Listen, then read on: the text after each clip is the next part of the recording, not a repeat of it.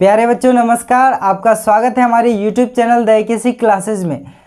बच्चों आप लोग कैसे हैं? आशा करते हैं कि आप अच्छे होंगे और अपने अपने पढ़ाई में मस्त होंगे, अपने पढ़ाई में लगे होंगे।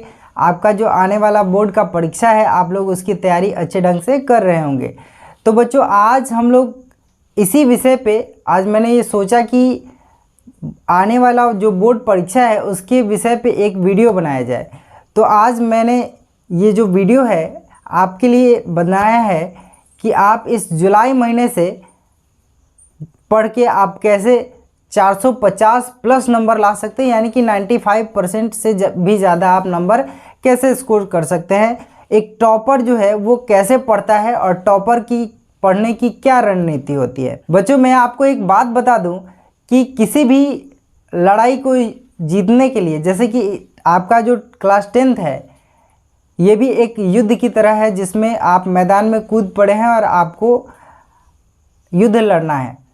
तो किसी भी युद्ध को जीतने के लिए, देखिए युद्ध लड़ना तो कोई भी लड़ लेगा, लेकिन युद्ध को जीतने के लिए एक अच्छी रणनीति चाहिए होती है। अगर आपके पास रणनीति अच्छी नहीं होगी तो आप युद्ध हार जाएंगे। वैसे ही आपको अगर अच्छा स्कोर करना है, अच्छा नंबर लाना है, आपको टॉपर लिस्ट में शामिल होना है या टॉपर बनना है, आपको बिहार का नंबर 1 या अपने स्कूल या अपने गांव या अपने ज़िला का नंबर 1 स्टूडेंट बनना है, तो आपको क्या करना चाहिए, कौन सी ऐसी चीज़ है जिसको आप फॉलो करके, कौन से ऐसे नियम हैं जिसको आप अभी से फॉलो करें तो अभी से भी आप 450 से भी ज़्यादा नंबर ला सकते हैं। तो आज हम लोग इसी टॉपिक पे बात करने वाले हैं कि आप लोग अभी से अपनी पढ़ाई किस तरह जारी रखें और क्या क्या चीज़ें हैं जो आपको अभी से करनी चाहिए। तो सबसे पहले मैं आपको बता दूं कि मैं इसके लिए 10 नियम जो है वो आपको बताऊंगा कि आप 10 नियम जो है उसको फॉलो करके, उस 10 नियम को पालन करके आप अपने मैट्रिक परीक्षा या इंटर परीक्षा, जो भी आपका बोर्ड का परीक्षा है, उसमें आप कैसे 450 से भी ज़्यादा नंबर, 95% से भी ज़्यादा नंबर स्कोर कर सकते हैं। ठीक है बच्चों, तो सबसे पहले मैं आपको बताया हूँ कि 10 ऐसे नियम के बारे में मैं आपको बताने वाला हूँ जो 10 नियम को आप पालन करके, 10 नियम का पालन करके आप इतना अच्छा स्कोर कर सकते हैं और टॉपर लिस्ट में शामिल हो सकते हैं।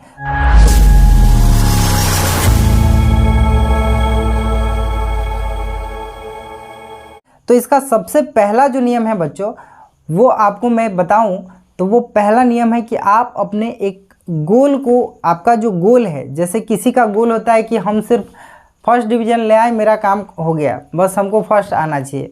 किसी का गोल होता है कि भाई हमको 10वां पास हो जाना है, बस 10वां या इंटर पास हो जाना है, बस बात ख़त्म।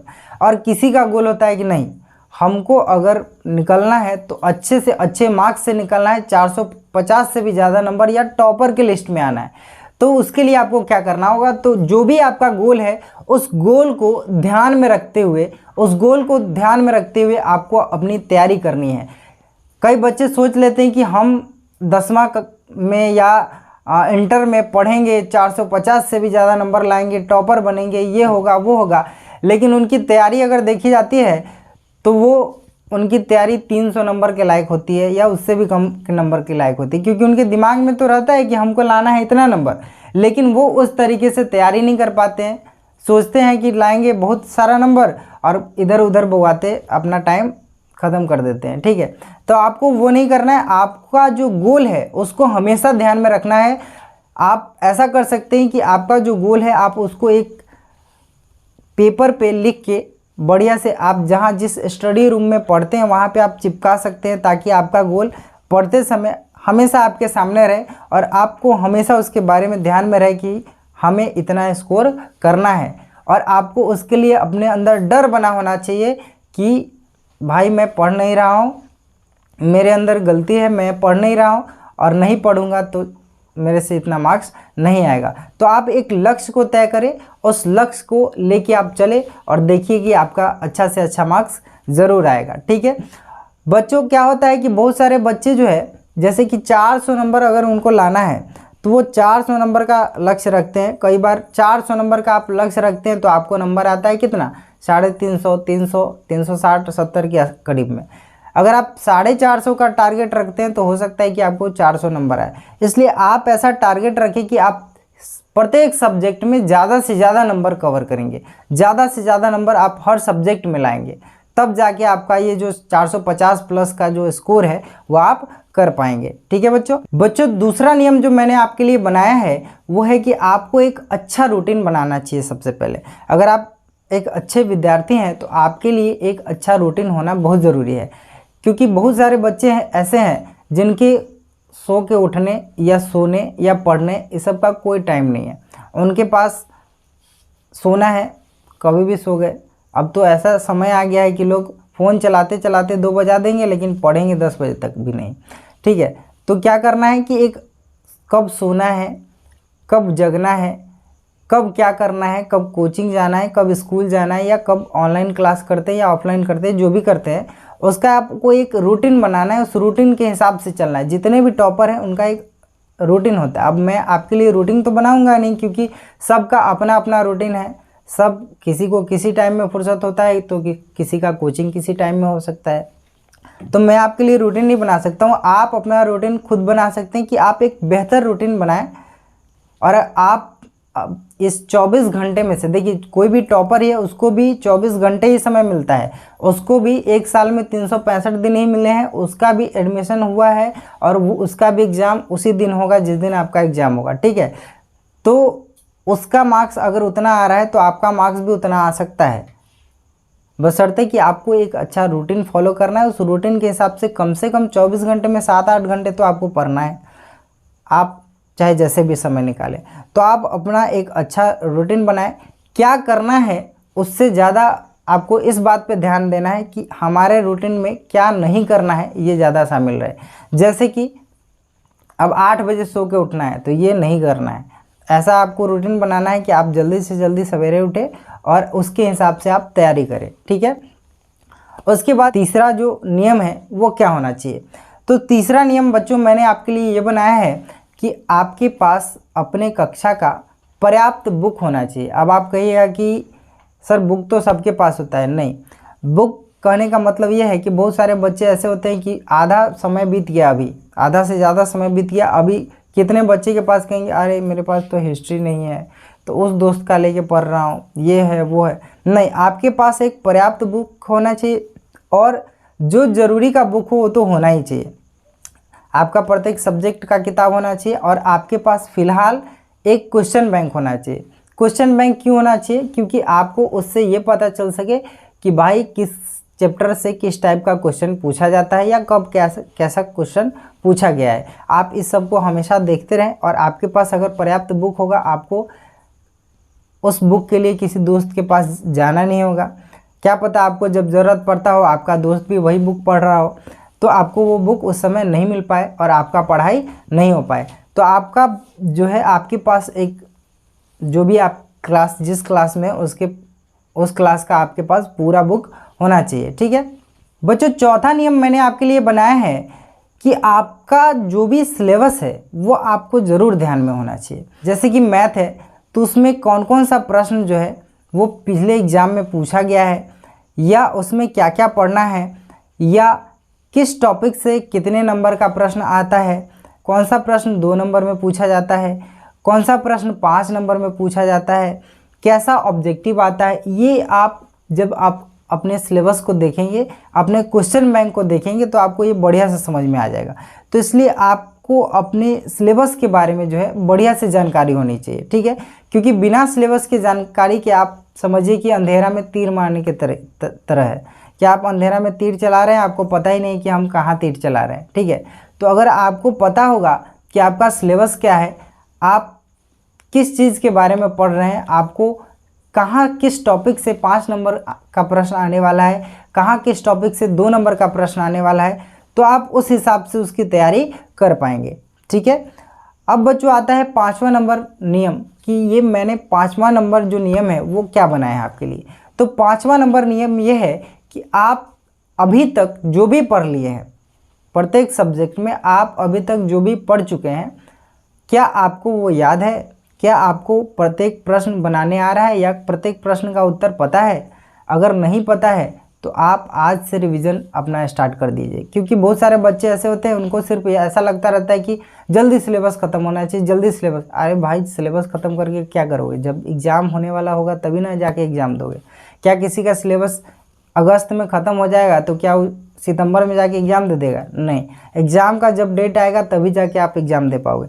तो आपको क्या करना है कि सिलेबस जहाँ तक भी चल गया हो या चल रहा हो, उससे पीछे का आपको पूरा क्लियर करके रखना है। क्योंकि आप जहाँ भी पढ़ रहे होंगे, जिस सर से पढ़ रहे होंगे, या ऑनलाइन या ऑफलाइन कहीं भी पढ़ रहे होंगे, वो सर आपका एक न एक दिन पूरा सिलेबस ख़त्म करवा देंगे, लेकिन आप वहाँ पे पिछड़ जाइएगा, क्योंकि आपका जो है पीछे का रिवीजन नहीं हुआ है। आप पढ़े जा रहे हैं, पीछे का देख ही नहीं रहे।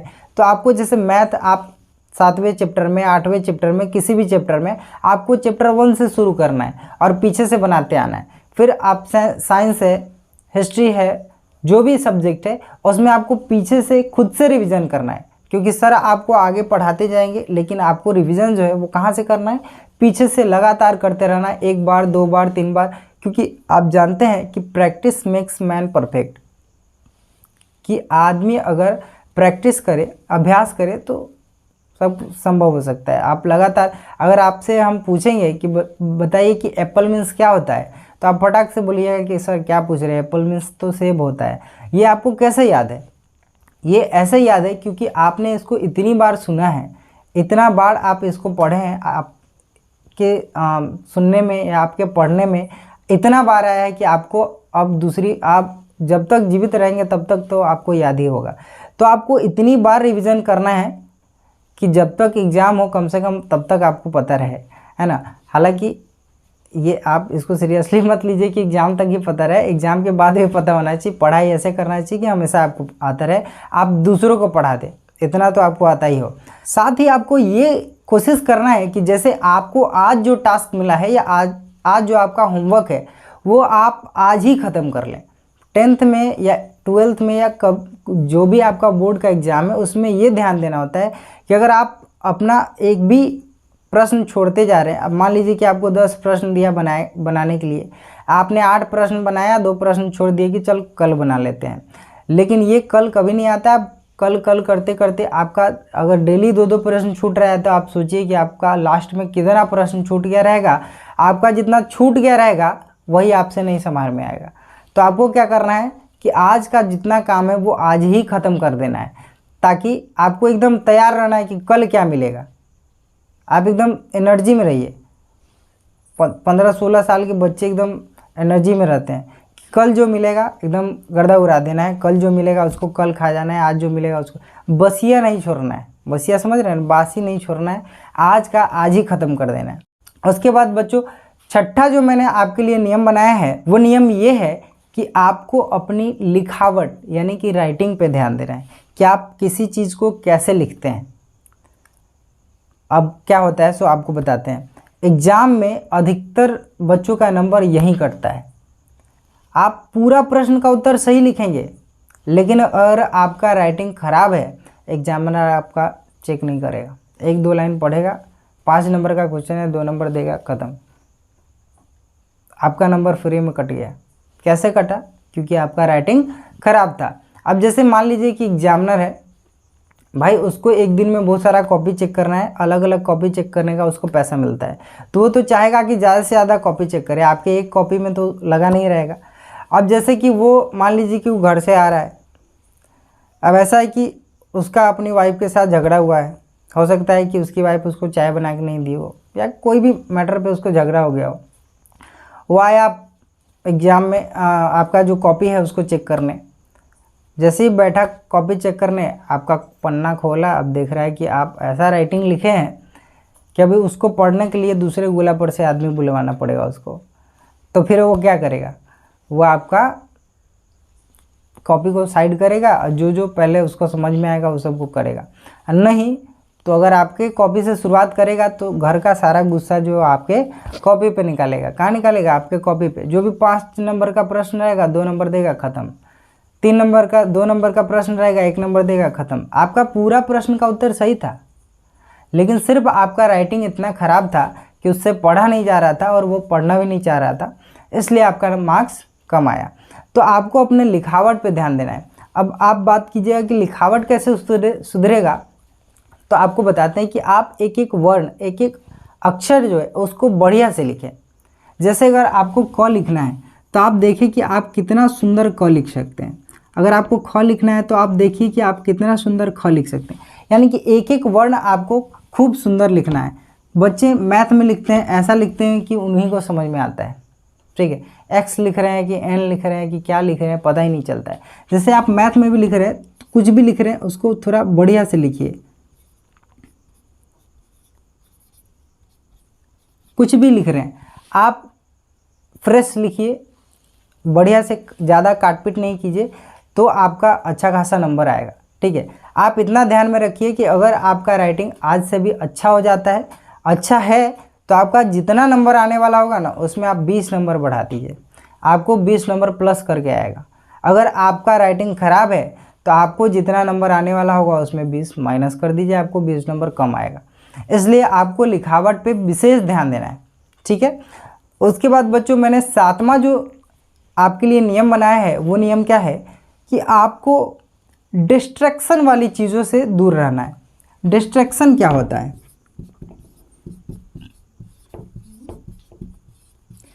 ये डिस्ट्रैक्शन क्या होता है? डिस्ट्रैक्शन का मतलब होता है कि वो चीज़ें जो आपको भटकाती है, आपका ध्यान भटकाती है, आपका जो एकाग्रता है उसको भटकाती है, उस चीज़ों से दूर रहना है। वो चीज़ें क्या हैं? जैसे आपका मोबाइल फ़ोन हो गया, आप मोबाइल फ़ोन पे क्या करते हैं, जैसे रील्स देखते हैं, गाना सुनते हैं या गेम खेलते हैं, कुछ भी करते हैं। तो अब देखिए रील्स का एक नया क्या हो गया, प्रचलन आ गया है कि आपको कुछ उसमें सर्च नहीं करना है, एक देखिए दूसरा अपने आप आते जाएगा। अब बच्चे क्या है, एक दो रील्स देखने बैठे, पता चला कि 500 MB डेटा ख़त्म करके उठते हैं, ठीक है। तो आपको जैसे फ़ोन से दूर रहना है। फ़ोन से दूर रहने का मतलब ये है कि उसका सही उपयोग कीजिए। जैसे कि आप उससे ऑब्जेक्टिव प्रश्न देख सकते हैं, या आप किसी सर का आप लेक्चर सुन सकते हैं, किसी का भी आपको जो सर अच्छे लगते हैं आप उसका लेक्चर सुन सकते हैं, आप वीडियो में पढ़ सकते हैं, ये सब कर सकते हैं आप। दूसरा डिस्ट्रैक्शन वाला चीज़ है, जैसे कि अभी क्या है, शादियों का अब तो ख़त्म हो गया, लेकिन शादियों का माहौल चल रहा था। अब आपके कितना भी दूर के रिश्तेदार में शादी हो, आपका जब आदमी 10th में रहता है ना या इंटर में, तभी जाके उसको बाराती घूमने का शौक़ चढ़ता है। तो आपके घर में कितना भी पुराना रिलेशन हो, वहाँ अगर शादी हो रही है तो आप पक्का जाइएगा, अरे भाई हमको तो बाराती जाना है, हम तो जाएंगे। आप एक बात याद रखिए, अगर कम नंबर आएगा ना तो वही मामा जिसका शादी था ना वही कहेगा ये छोटा पढ़ता उड़ता था नहीं, बाराती घूमता था, कैसे नंबर आएगा, समझ रहे ना। तो आपको इन सब चीज़ों से एकदम दूर रहना है। डिस्ट्रैक्शन वाली चीज़ें जो भी है उससे आपको क्या करना है, दूरी बनाना है।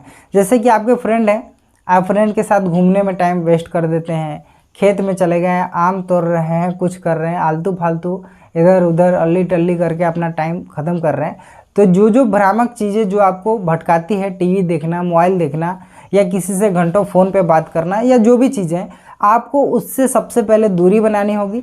आप उन सब चीज़ों को दूर करें। जैसे आप पढ़ने बैठ रहे हैं तो अपने पास से सबसे पहले फ़ोन को हटा दें। अगर फ़ोन है तो उसको पूरा एकदम म्यूट कर दें, फ्लाइट मोड लगा के रख दें, क्योंकि आप पढ़ रहे हैं, एक बार मैसेज टनाक से आएगा उधर तो अब आपका सारा इधर का कॉन्सेंट्रेशन जो है वो उधर चला जाएगा।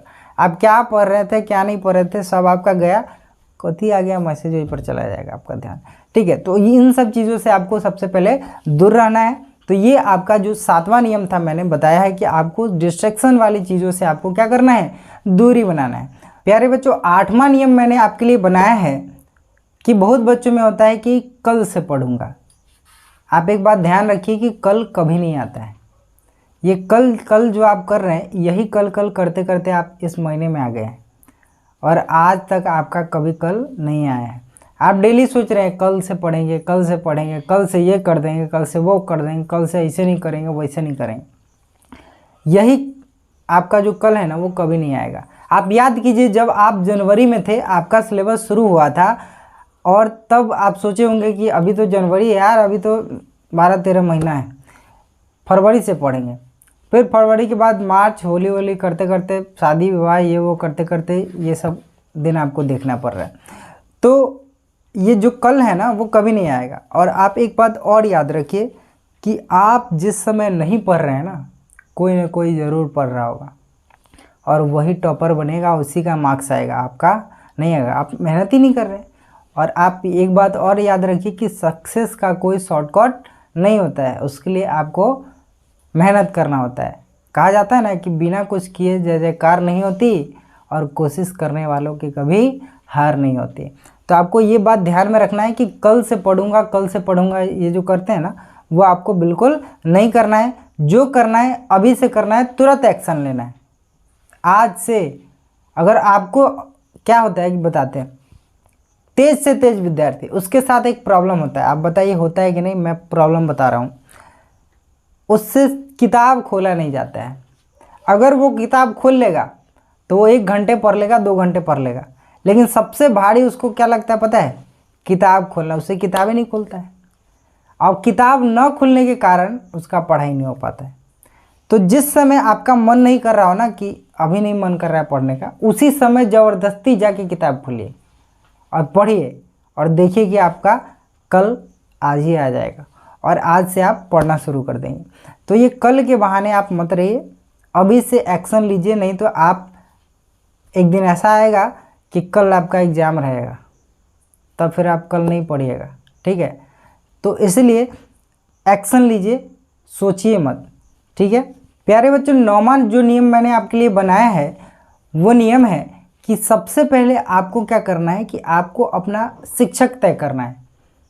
कि अब बहुत समय हो गया, क्या होता है कि बच्चे जब बोर्ड का एग्ज़ाम आने वाला रहता है ना, तो वो 3-4 जगह कोचिंग पढ़ना शुरू कर देते हैं, कई सर का वीडियो देखना शुरू कर देते हैं और कंफ्यूज हो जाते हैं कि अरे फलाने सर ने तो ये बता दिया, उस सर ने ये बता दिया, उन्होंने ये बता दिया। अब आप क्या याद रखिएगा, आपको पता ही नहीं चल रहा है।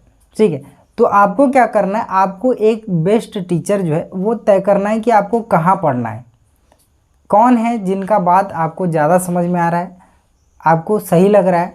आप वैसे शिक्षक का चुनाव करें और सिर्फ एक ही शिक्षक पे आप निर्भर रहें और पढ़ाई करें। ठीक है, 1-2 एक्स्ट्रा आप रख सकते हैं, लेकिन आप जो कोचिंग करने जाते हैं 3 जगह, 4 जगह, 5 जगह, ये सब करना बंद कीजिए।